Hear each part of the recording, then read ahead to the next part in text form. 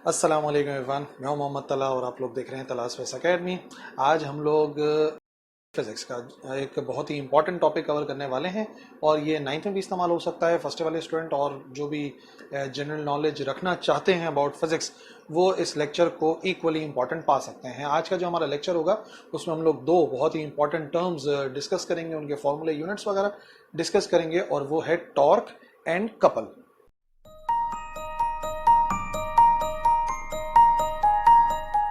सबसे पहले टॉर्क किसे कहा जाता है? ठीक है, टॉर्क एक्चुअली आप ऐसा कह लो मूवमेंट ऑफ फोर्स। ठीक है, अब मूवमेंट ऑफ फोर्स से बात समझ में आ गई क्या? नहीं, शायद नहीं आई हो, मैं आपको बताता हूँ। देखो, इन सिंपल वर्ड्स, अगर हम किसी बॉडी के ऊपर फोर्स अप्लाई करें, ठीक है, हम किसी बॉडी के ऊपर फोर्स अप्लाई करें और हमारे फोर्स की वजह से वो बॉडी रोटेट हो जाए, घूम जाए, टर्न हो जाए, तो इस असर को टॉर्क कहा जाता है। ठीक है, टॉर्क से मुराद जो मूवमेंट ऑफ फोर्स है ना, वो ये कि फोर्स की वजह से होने वाली रोटेशन, यानी कि हम किसी बॉडी के ऊपर फोर्स अप्लाई करें और वो बॉडी रोटेट हो जाए, तो इस असर को, इस इफेक्ट को कहते हैं टॉर्क।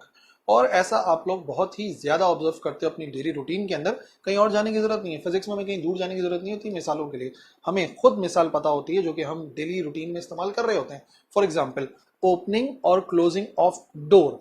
जब हम दरवाजे को खोलते हैं या बंद करते हैं तो एक्चुअली वहां पे जो असर होता है हमारी फोर्स की वजह से, वो दरवाजा क्या करता है? रोटेट करता है। ठीक है, ओपनिंग और क्लोजिंग ऑफ विंडो। ठीक है, एक विंडो को ओपन और क्लोज कर रहे हैं। इसी तरीके से हम एक फ्रिज का दरवाजा खोल रहे हैं, बंद कर रहे हैं। तो ओवरऑल देखा जाए तो हम लोग चीजों को टर्न करते हैं अपनी रूटीन के अंदर काफी ज्यादा। कोई भी चीज है, जैसे फॉर एग्जांपल डोर का हैंडल, हम डोर के हैंडल को रोटेट करते हैं। तो रोटेशन जो है वो हमारी डेली रूटीन का एक बहुत ही इंपॉर्टेंट पार्ट है और टॉर्क भी उससे रिलेटेड ही है कि हम हमेशा ये जो प्रॉपर्टीज हैं वो हम अपने इर्द गिर्द देख रहे हैं कि हम किसी बॉडी के ऊपर फोर्स अप्लाई करते हैं तो बॉडी रोटेट करती है और इसी रोटेशन को हम क्या कहते हैं? इस रोटेशन को हम कहते हैं टॉर्क। ठीक है, अब पहले उसको समझ लो। मिसाल के तौर पे मेरे पास ना एक ये चीज है जिसको मैं रोटेट करना चाह रहा हूँ। ठीक है, टॉर्क को समझना है तो कुछ टर्म्स को ना समझना बहुत जरूरी है। फॉर एग्जांपल, मेरे पास एक रॉड है और इस रॉड को मैं रोटेट करना चाह रहा हूँ। तो रोटेट करने के लिए एक बात तो जरूरी है ना, एक पॉइंट होना चाहिए फिक्स। एक पॉइंट फिक्स होगा ना, तभी उसको हम रोटेट कर सकते हैं। और जो फिक्स पॉइंट है, ये जो फिक्स पॉइंट है, इसे कहते हैं फलक्रम। क्या कहते हैं इसको? इसको कहते हैं फलक्रम। फलक्रम या एक्सिस ऑफ रोटेशन, ये वो एक्सिस है जिसके इर्द गिर्द जो है वो रोटेशन होने वाली है जिसके इर्द गिर्द जो है रोटेशन जो है वो होने वाली है। तो फिर क्या होगा कि अगर फॉर एग्जाम्पल अब मैं इसके ऊपर फोर्स अप्लाई करता हूं नीचे से ऊपर की तरफ, ठीक है, या ऊपर से नीचे की तरफ, तो अभी मैं आपको एक बार बताता हूं, मैं नीचे से ऊपर की तरफ फोर्स अप्लाई कर रहा हूं। ठीक है, तो ये पॉइंट फिक्स है, एक पॉइंट का फिक्स होना जरूरी है। तो जैसे ही मैं इसके ऊपर फोर्स अप्लाई करूंगा, ये फौरन क्या करेगा? रोटेट करेगा। और जब किसी बॉडी के ऊपर फोर्स अप्लाई करते हैं और वो रोटेट होती है, तो इस असर को क्या कहते हैं? इस असर को कहते हैं टॉर्क। तो इसका मतलब इस रॉड के अंदर मैंने टॉर्क प्रोड्यूस करी है अपनी फोर्स की वजह से। ठीक है, लेकिन जो मैं आपको बात समझाना चाह रहा हूँ ना कि कुछ टर्म्स हैं, फोर्स तो आप समझ गए हो। ठीक है, दूसरी बात ये कि जो फिक्स्ड पॉइंट है उसको हम क्या कहते हैं? उसको हम कहते हैं फलक्रम। अब एक बहुत ही इंपॉर्टेंट टर्मिनोलॉजी है जो कि टॉर्क में, टॉर्क को समझने के लिए बहुत जरूरी है, वो है मूवमेंट आर्म। ठीक है, उर्दू में कहते हैं कुव्वत का बाजू, यानी कि जो फोर्स अप्लाई हो रही है उसका आर्म, उसका बाजू। तो एक्चुअली मूवमेंट आर्म जो है ना वो डिस्टेंस है। मूवमेंट आर्म है, ये कौन सा पॉइंट था? फलक्रम। और ये कौन सा पॉइंट है? ये है point of application of force, जिसके ऊपर हम फोर्स अप्लाई कर रहे हैं। तो जो डिस्टेंस होता है, जो परपेंडिकुलर डिस्टेंस आपको नजर आ रहा है, कहां से लेके कहां तक का, एक्सिस से लेके, या एक्सिस नहीं तो आप इसको फलक्रम कह दो, फलक्रम से लेकर point of application of force तक, यानी कि अगर फोर्स यहां लग रही है तो यहां से यहां तक का डिस्टेंस क्या कहलाएगा? ये कहलाएगा मूवमेंट आर्म। समझ गए? बट जरूरी नहीं है पूरा ही हो। अगर फोर्स यहां से अप्लाई हो रही है तो यहां से लेके यहां तक मोमेंट आर्म कहलाएगा। ठीक है ना? तो मोमेंट आर्म की डेफिनेशन ना बहुत जरूरी है। मोमेंट आर्म क्या है? मोमेंट आर्म है the perpendicular distance from the axis, और फलक्रम कह लो, to the point of application of force, जहां पर हम फोर्स अप्लाई कर रहे हैं। ठीक है, तो ये तो हो गई बात, आपको समझ में आ गया तमाम टर्मिनोलॉजीज। ठीक है ना? अब इसका फॉर्मूला किस तरह से हमें ड्राइव करना है उसको देख लो। तो देखो, डेफिनेशन को हम इस तरीके से लिख सकते हैं कि it is the turning effect of a force about an axis of rotation is called moment of force और टॉर्क। यानी कि टर्निंग इफेक्ट होता है किसी फोर्स की वजह से कोई बॉडी रोटेट करे, और वो करे about an axis of rotation, किसी एक्सिस के गिर्द रोटेट करे। और एक्सिस के गिर्द रोटेट करने का तो मैंने आपको क्या बताया कि वो जो पॉइंट होता है जिसके गिर्द बॉडी रोटेट करती है उसे फलक्रम भी कहा जाता है। तो ये टर्निंग इफेक्ट होता है किसी फोर्स का अबाउट एक्सिस ऑफ रोटेशन, उसे मोमेंट ऑफ फोर्स भी कहते हैं और उसे टॉर्क भी कहा जाता है। अच्छा अब देख लो, इधर से इस फिगर में मैं और समझा देता हूँ। ये है वो पॉइंट जहाँ पे फॉर एग्जांपल हम फोर्स अप्लाई कर रहे हैं, तो फोर्स हम अंदर की तरफ या बाहर की तरफ अप्लाई करेंगे इस दरवाजे पे। तो फॉर एग्जांपल हम अंदर की तरफ फोर्स अप्लाई कर रहे हैं, ये बना तो मैं ऊपर रहा हूँ लेकिन आप समझ जाना कि ये फोर्स अंदर की तरफ लग रही है। अब जो बात मैं कह रहा हूँ कि मोमेंट आर्म क्या है, तो देखो ये वाला जो पॉइंट होता है ना, दरवाजे की अगर मिसाल ले लें तो ये जो कब्जे लगे होते हैं, ये वाला पॉइंट फिक्स होता है। तो यानी कि ये हो जाएगा एक्सिस ऑफ रोटेशन, जिसके गिर्द डोर जो है वो इस तरीके से रोटेट करेगा।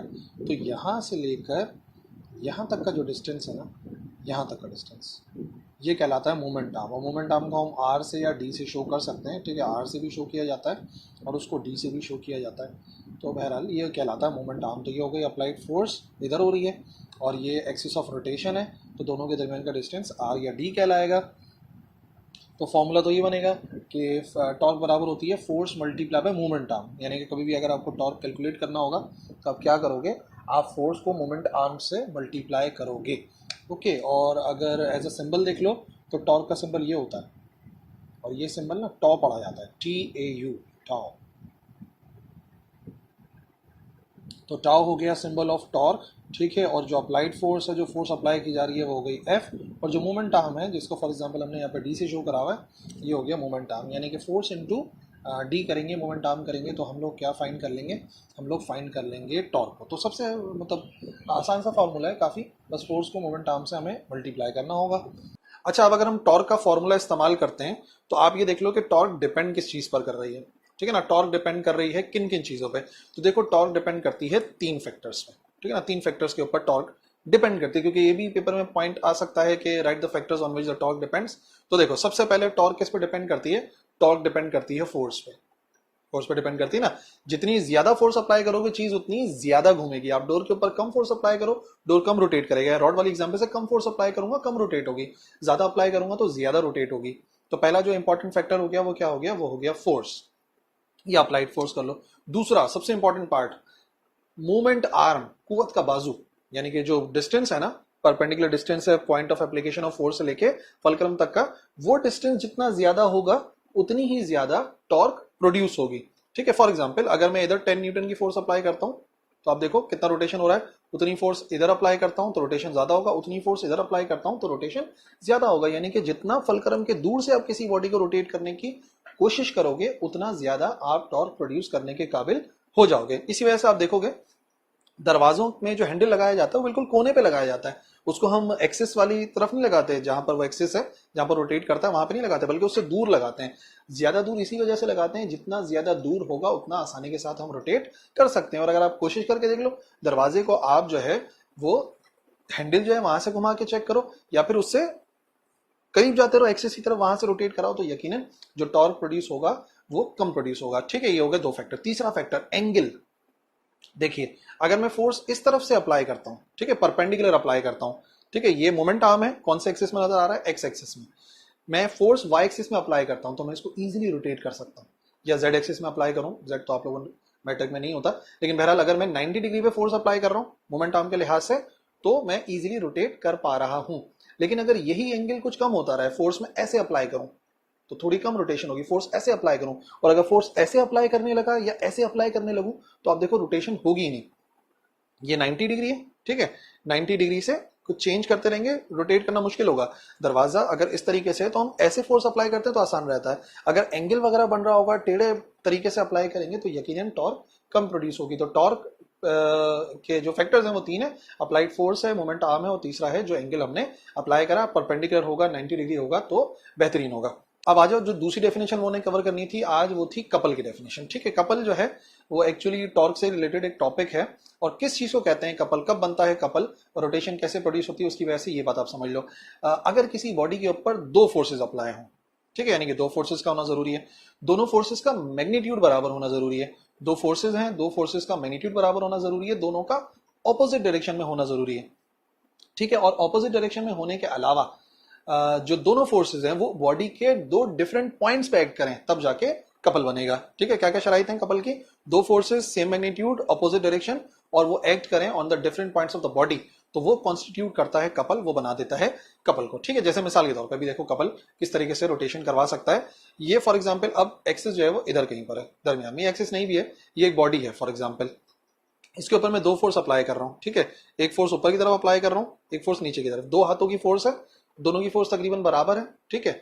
और पहली बात, दो फोर्सेज हो गई दो हाथ की, फिर दोनों का बराबर होना जरूरी है, मैग्नीट्यूड बराबर होना जरूरी है, तो दोनों फोर्सेज तकरीबन बराबर की फोर्स में अप्लाई करूंगा, अपोजिट डायरेक्शन में होना जरूरी है। तो एक फोर्स ऊपर लगा रहा हूँ, एक फोर्स नीचे लगा रहा हूँ, एक ऊपर और इस हाथ से नीचे फोर्स अप्लाई कर रहा हूँ, और बॉडी के दो डिफरेंट पॉइंट्स के ऊपर एक्ट कर रही है, एक पॉइंट पे नहीं लग रही है, यहीं से ऊपर यहीं से नीचे फोर्स नहीं, एक फोर्स में इस वाले पॉइंट पे लगा रहा हूँ, एक फोर्स इस वाले पॉइंट पे लगा रहा हूं, तो देखो क्या होगा, इधर की फोर्स ऊपर और इधर की फोर्स नीचे, ये देखो क्या प्रोड्यूस हो रहा है जब मैं फोर्स ऐसे अप्लाई कर रहा हूं, ऐसे प्रोड्यूस हो रही है रोटेशन, और यही जो है ये क्या कहलाता है, ये कहलाता है कपल। यानी कि कपल के अंदर दो फोर्सेज होती हैं और उसकी वजह से भी क्या प्रोड्यूस होती है, रोटेशन। और वो एग्जांपल्स हो सकती हैं गाड़ी का स्टीयरिंग व्हील, गाड़ी के स्टीयरिंग व्हील को जब हम रोटेट करते हैं तो दो फोर्सेज लगाते हैं दोनों हाथों की, फिर एक नलके को बंद करते हुए या खोलते हुए जो फोर्स हम अप्लाई करते हैं वो भी जो हम अप्लाई करते हैं वो भी कपल है, क्योंकि हम दो फोर्सेज अप्लाई करते हैं, दो उंगलियों से अप्लाई करते हैं, बोतल का ढक्कन बंद करते हुए खोलते हुए। तो टॉर्क की भी बहुत सारी एग्जांपल्स हैं हमारे बॉल को स्पिन करते हुए, जो क्रिकेट खेलते हैं और जो स्पिन बॉल कराते हैं उनको थोड़ा सा अंदाजा होगा कि बॉल को स्पिन कराने के लिए हमें कपल प्रोड्यूस करवाना पड़ता है, अप्लाई करना पड़ता है उस बॉल पर, ठीक है। लेकिन अब ये कपल का फॉर्मूला क्या है, कैसे किन फैक्टर्स पर डिपेंड करता है उसको देख लो, ठीक है।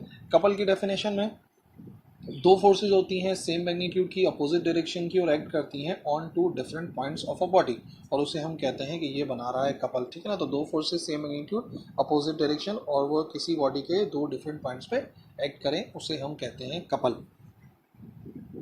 जैसे कि इधर देख लो, जो नल की वाली मिसाल में देना चाह रहा था ना, ये है वो फिक्स पॉइंट ना, जिसके गिर्द ये टोटी जो है वो रोटेट करेगी, और ये हो गया इधर तक का, यानी कि इसकी वजह से एक टॉर्क होगा, तो ये इसका मोमेंट आर्म हो गया, ठीक है। और ये यहाँ से लेके यहाँ तक का डिस्टेंस, तो ये इस फोर्स के लिए मोमेंट आर्म हो गया। तो आप समझ जाओ दो फोर्सेज हैं, दोनों इक्वल हैं, एफ हैं, ठीक है। एक की डायरेक्शन इस तरफ है, एक की डायरेक्शन उसके अपोजिट है, और देख लो इस रॉड के दो डिफरेंट पॉइंट्स के ऊपर एक्ट कर रही हैं। इस वजह से मैं कह रहा था कि जब हम बॉटल के ढक्कन को खोलते हैं या नलके को खोलते बंद करते हैं तो उस वक्त कपल जो है वो आप क्लियरली देख सकते हो, ठीक है। फॉर्मूला किस तरीके से देखोगे, कपल होता है force into distance between forces, okay. यानी कि फोर्स आपको पता हो और फोर्सेस के दरमियान का जो डिस्टेंस है वो आपको पता हो तो आप कपल फाइंड कर सकते हैं। लेकिन ये फॉर्मूला कैसे बनता है ये मैं आपको समझाता हूँ डेरिवेशन के अंदर। फॉर एग्जांपल ये वो मिड पॉइंट है जहाँ पर हम रोटेट कर रहे हैं एक रॉड को, और ये रॉड है कहाँ से लेके कहाँ तक, पॉइंट एल से लेके पॉइंट एम तक एक रॉड है, ठीक है।